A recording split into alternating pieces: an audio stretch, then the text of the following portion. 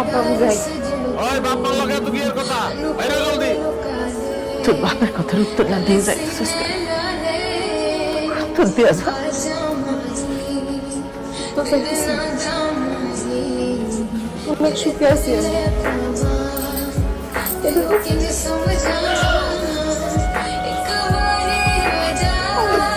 আমার বড় করে কেন বিয়ে দিছিল কত এ বড় ঘরের মানুষগুলো আমার উঠতে বসতে কথা শোনায়, তোমাকে জামাই আমার কথায় কথায় মারে, আমার মারার জন্য তো আলাদা লাঠি আছে, পান থেকে চুল খসলে আমারে মারে।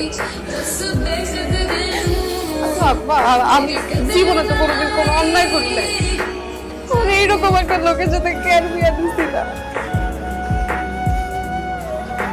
কোনো গরিব ঘরের লোকের সাথে বিয়ে দিতাম?